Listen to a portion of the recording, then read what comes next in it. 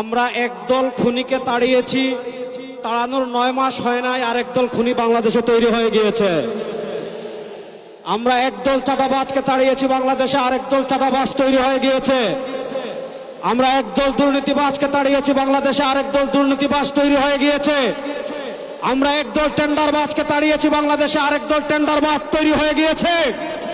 আমরা একদল ভারতের দালাল তৈরি করেছি, আরেক দল তাড়িয়েছি, আরেক দল দালাল তৈরি হয়ে গিয়েছে।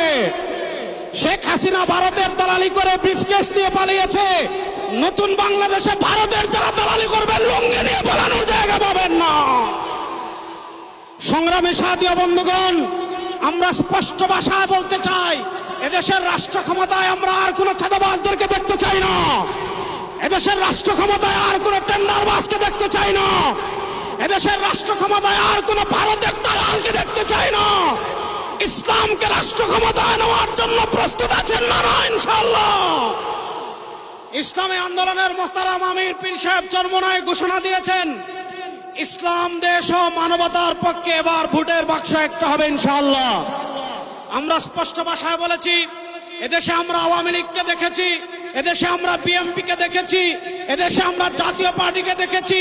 তারা কেউ মানুষের ভাগ্যের পরিবর্তন করতে পারে নাই, মুক্তিযুদ্ধের প্রকৃত চেতনা বাস্তবায়ন করতে পারে নাই।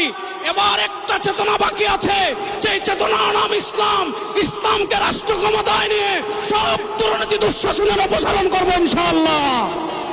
সর্বশেষ একটা কথা বলে আমি আমার বক্তব্য শেষ করব। আপনারা জানেন, সমাজের বিভিন্ন জায়গায় যখন দুর্গন্ধ ছড়িয়ে পড়ে, দুর্গন্ধ তাড়ানোর জন্য বাতাসের প্রয়োজন আছে না নাই? আমাদের রাজনীতিতে দুর্গন্ধ, আমাদের সংসদে দুর্গন্ধ, আমাদের বিচার ব্যবস্থায় দুর্গন্ধ, আমাদের অর্থনীতিতে দুর্গন্ধ। 52 বছর যারা রাষ্ট্র পরিচালনা করেছে, এদেশের সারা দুর্গন্ধই ছড়িয়েছে। এই দুর্গন্ধকে দূর করার জন্য বাতাসের প্রয়োজন আছে।